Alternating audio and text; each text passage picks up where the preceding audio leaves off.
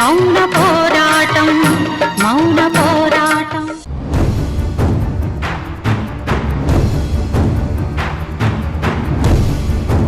ఇదిగో బిల్లు, నీ పేరు మీదే తీసుకున్నాను. నీ పెళ్ళం అడిగితే నువ్వే కొన్నానని చెప్పు, లేదంటే దానికి అనుమానం వచ్చేస్తది. అమ్మో అమ్మో అమ్మో అమ్మో, నా బతుకు బజార్ నేసేసిందమ్మా రాక్షసి. దేవుడా, నా జీవితం నాశనం చేసింది బాబు. Order order.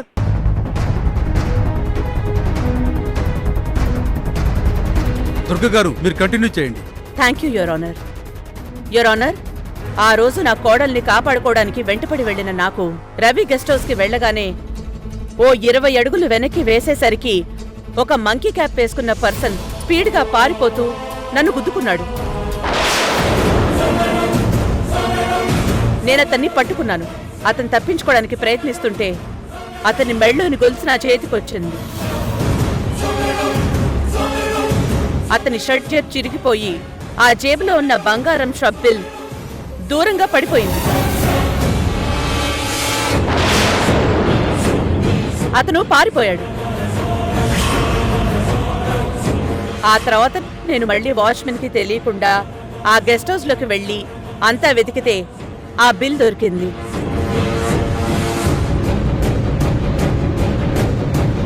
ఆ బిల్లు మీద పేరు దామోదరనుంది.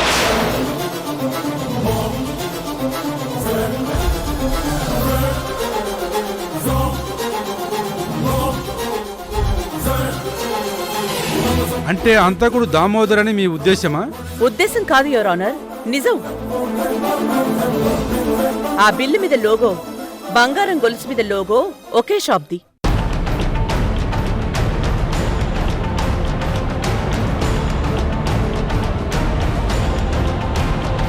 ఆ షాప్కి వెళ్ళి ఎంక్వైరీ చేస్తే అది కొన్న మనిషి మంగమ్మ అని తెలిసింది.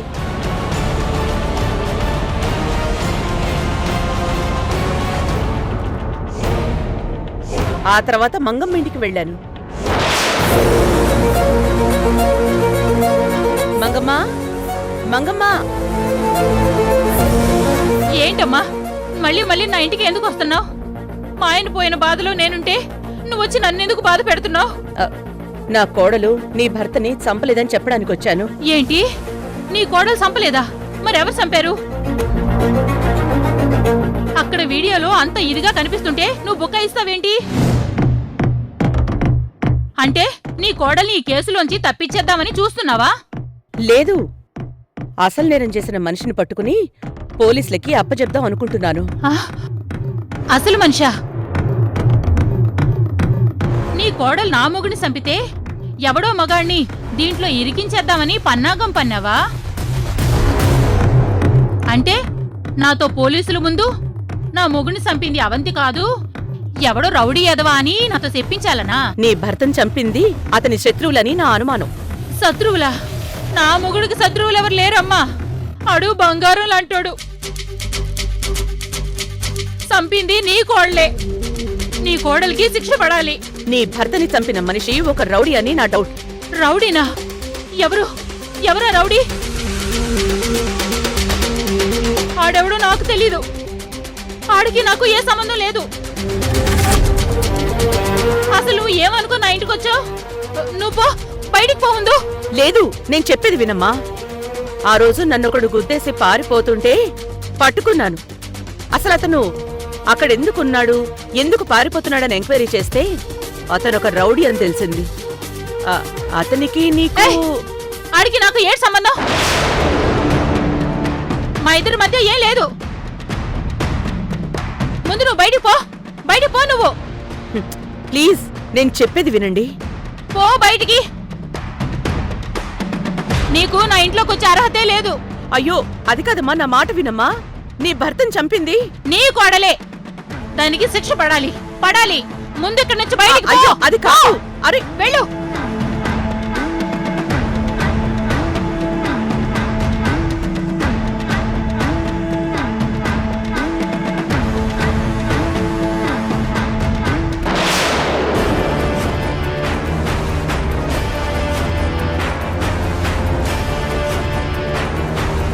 ఏ దామోదరం,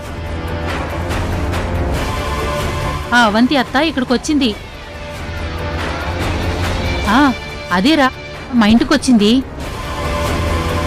అది ఈ మర్డరు అవంతి చేయలేదు, ఓ రౌడీ చేశాడు అంటుంది. ఇంకా ఏదేదో అంటుంది. ఆ రోజు అక్కడ నిన్ను గుద్దుకుందంటగా, నీ గురించి ఏదేదో కనుక్కుందంట. నువ్వు కొంచెం జాగ్రత్తగా ఉండు.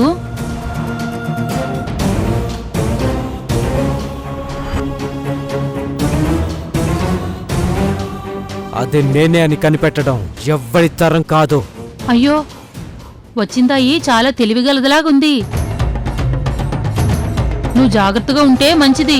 సరే సర్లేవే, ఉంటాను. నువ్వు జైలుకెళ్తే నేను బతకడం కష్టమైపోతుంది.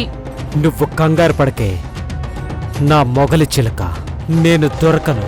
సరే సరే, ఉంటా మరి. సరే ఉంటాను.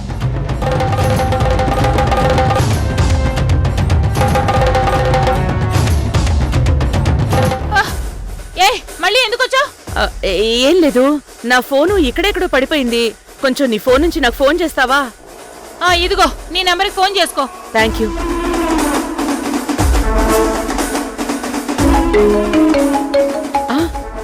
నీ బ్యాగ్ లోనే రింగ్ అవుతుందిగా. ఓ, ఫోన్ నా బ్యాగ్ లోనే ఉందా? పడిపోయిందని చాలా భయపడ్డారు. కొంచెం మంచి ఇస్తారా? ఉండు, తెస్తాను.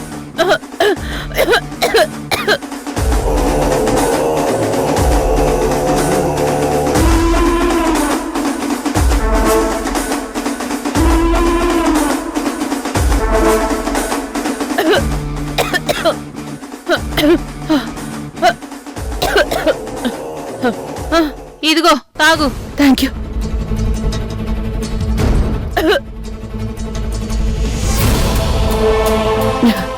చాలా థ్యాంక్స్ అండి. వెళ్ళు వెళ్ళు, మళ్ళీ రాకు. సరే. నా ఫోన్ ఇవ్వు. అయ్యో సారీ అమ్మ, మర్చిపోయాను. తీసుకోండి. Thank you.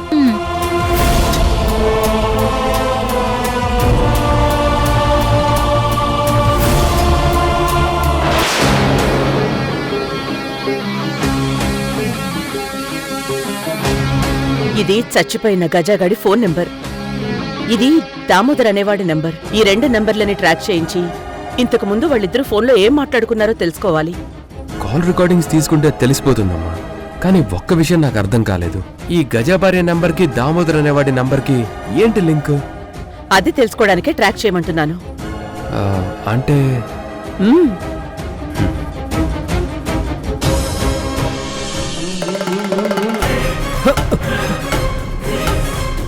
ఏయ్, ఎవడా నువ్వు? వచ్చి నా షర్ట్ పట్టుకున్నావేంట్రా? నీ మొగుణ్ణిరా. రేయ్, నేనెవరో తెలిసే పట్టుకున్నావా?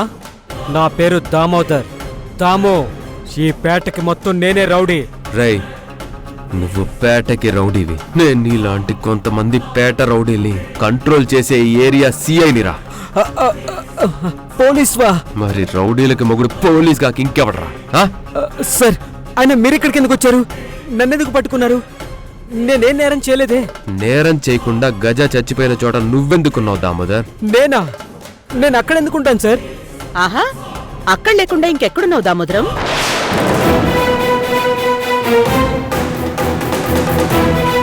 నువ్వా? నీకావిడ తెలుసా? ఆవిడ? తను నాకు తెలియదు సార్. తెలియకుండానే నన్ను చూడగానే నువ్వా అని ఎలా అన్నావురా? ఏమో, నాకు తెలీదు. ఎందుకో నా నోటి నుంచి అలా వచ్చేసింది. సరే, నీకు తెలియకుండానే నీ నోట్లో నుంచి అలా వచ్చేసింది అనుకుందాం.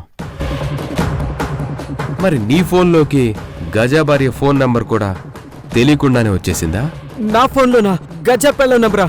లేదు లేదు లేదు లేదు. ఆహా, రేయ్, రేయ్, నువ్వు ఫోన్లోంచి నెంబర్ డిలీట్ చేసినా కూడా పోలీసుల దగ్గర నువ్వెవరెవరికి ఫోన్ చేశావో, ఎవరెవరి నుంచి ఫోన్ వచ్చిందో ఆ లిస్టు మొత్తం ఉందిరా.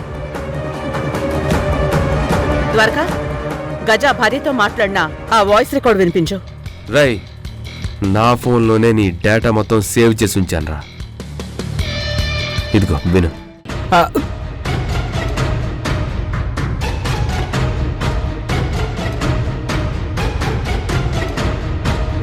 ఇప్పుడు చెప్పు, గజా భార్యకి నీకు ఏంటి సంబంధం?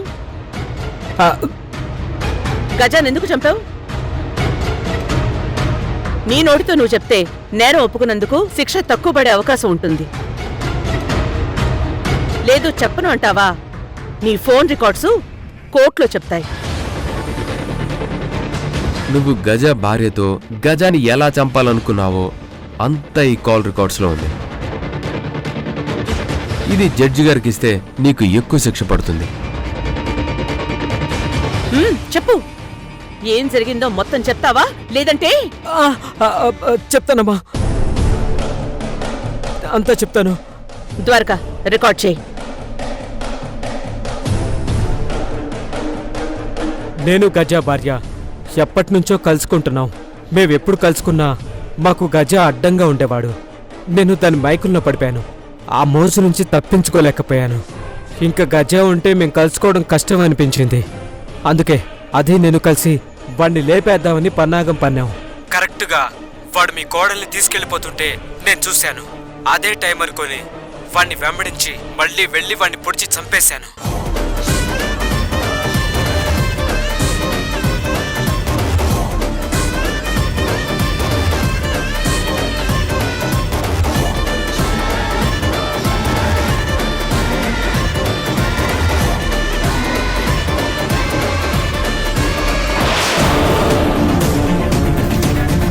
Yes your honour. గజ అవంతిని కిడ్నాప్ చేసి గెస్ట్ హౌస్ లోకి తీసుకొస్తుంటే గజాని ఫాలో చేసిన దామోదర్ ఆ గది లోపల కర్టెన్ చాటును దాక్కున్నాడు.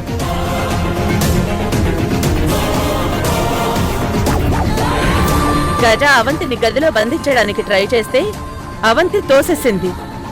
కర్టెన్ చాటును దాక్కున్న దామోదర్ గజ పొట్టలో కత్తిని గుచ్చి పారిపోయాడు.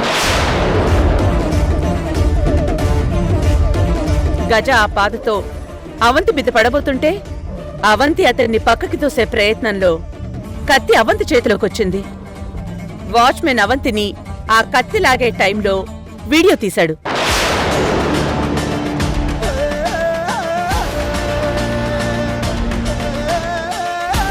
సో అవంతే ఆ హత్య చేసినట్టుగా అందరూ అనుకుంటున్నారు.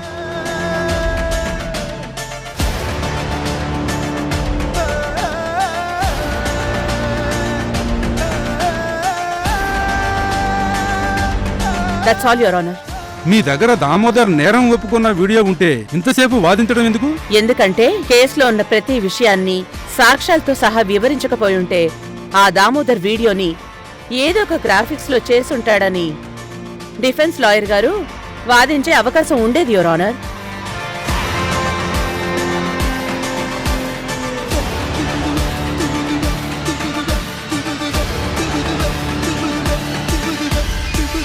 వెంటనే దామోదర్ని అరెస్ట్ చేసి కోర్టులో ప్రవేశపెట్టమని పోలీసు వారిని ఆదేశిస్తున్నాను. యువర్ ఆనర్, ఆ పని నా కొడుకు సిఐ ద్వారకా ఆల్రెడీ చేసేశాడు. ద్వారకా, యా.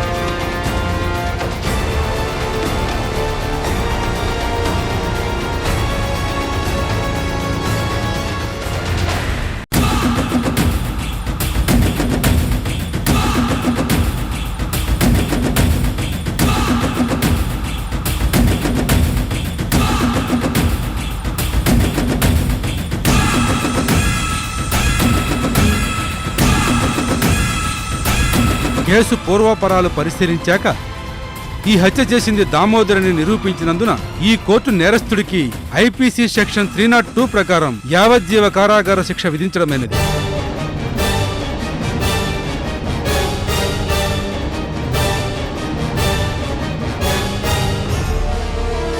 నేరం చేయడానికి ప్రేరేపించిన మంగమ్మకి 7 ఏళ్ల సాధారణ జైలు శిక్ష విధించడమైనది.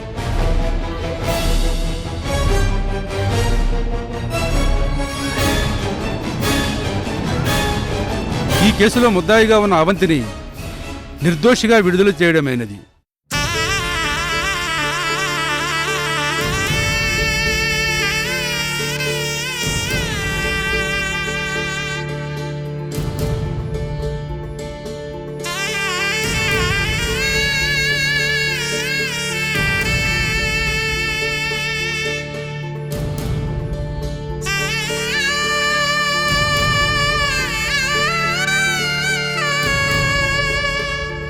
ఇక ఈ కేసును వాదించడానికి మానవతా దృక్పథంతో అవకాశం ఇవ్వమని కోర్టు వారిని రిక్వెస్ట్ చేసి ఎంతో కష్టపడి వాదించి నిజాన్ని నిరూపించి శిక్ష పడబోయిన తన కోడలిని నిర్దోషిగా విడుదల చేయించిన దుర్గగారిని ఈ కోర్టు ఎంతగానో అభినందిస్తుంది. ఇలాంటి స్త్రీమూర్తులుంటే ఈ సమాజం ఎంతో ఉన్నతంగా ఉంటుంది. యు ఆర్ గ్రేట్ దుర్గ గారు.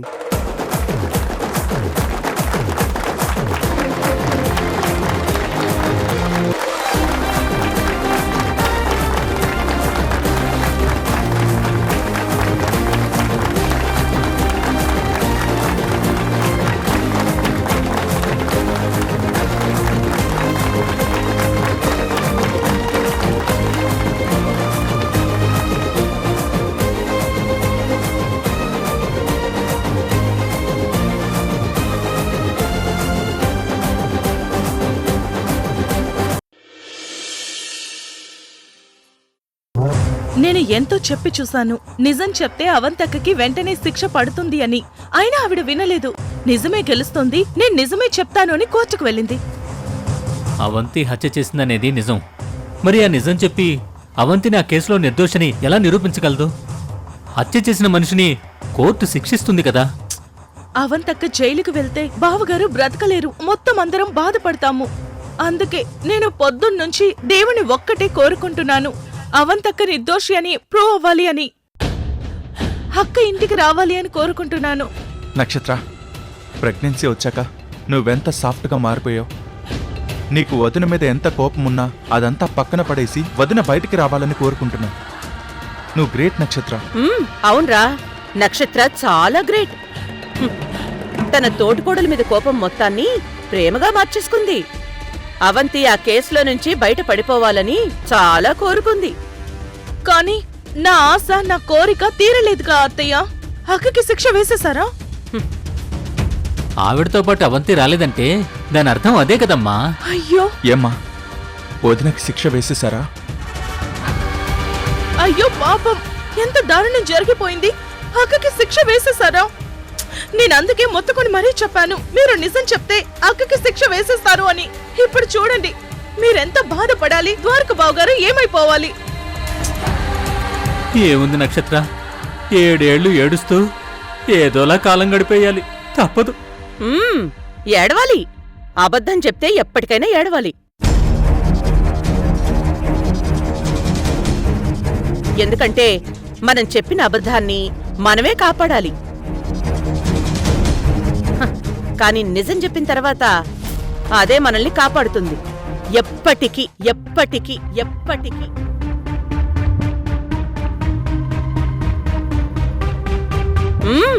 ఎస్, నేను కోర్టులో నిజం చెప్పాను. ధైర్యంగా నిజమే చెప్పాను. అంటే అవంతికి శిక్ష పడినా మీరు అబద్ధం చెప్పనందుకు గర్వపడుతున్నారా? నాకు తెలుసు అత్తయ్య, మీరు అబద్ధం చెప్పరు, చెప్పలేరు. కానీ ఎప్పటికైనా నిజమే గెలుస్తుందని మీ నమ్మకం మాత్రం ఇప్పటికైతే నిజం కాలేదు. అవంతి ఈ కేసు నుంచి బయటపడాలని ద్వారకింటికొచ్చేసరికి నువ్వు దేవుణ్ణి చాలా బలంగా కోరుకున్నావంట కదా నక్షత్ర? చాలా బలంగా కోరుకున్నాను.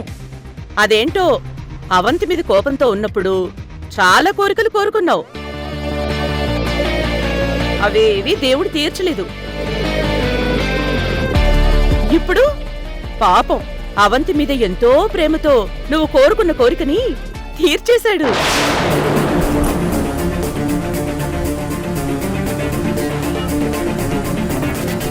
నిజంగా నువ్వు చాలా గ్రేట్. ఇలా కోరుకున్నావో లేదో అది నిజమైపోయింది. అంటే వదిన నేరం చెయ్యలేదు అనేసి కోర్టు నమ్మిందిరా.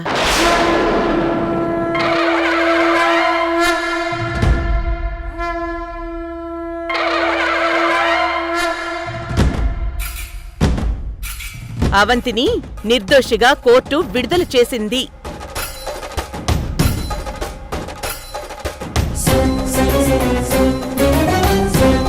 మరి వదినేదమ్మా నీతో రాలేదా? అవంతి గురించి ఎవరేం కోరుకుంటున్నారో తెలీదు. తనకి అలా జరిగింది. అందుకే ఒకసారి గుడికి వెళ్ళి రమ్మని చెప్పాను.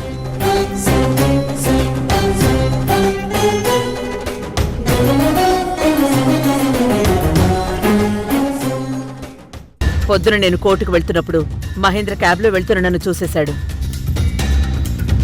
వెంటనే విశాలక్షికి ఫోన్ చేసి నువ్వు ఇంట్లో ఉన్నావో లేవో తెలుసుకున్నాడు. దాంతో వాళ్ళిద్దరికీ చాలా పక్కాగా మనమిద్దరం అనే విషయం అర్థమైపోయింది. అంటే ఇప్పుడు వాళ్ళకి స్పష్టంగా తెలిసిపోయిందా? అవును. ఇప్పుడు ఆ మహేంద్ర విశాలాక్షి ఏం ప్లాన్ చేస్తారో ఏంటో.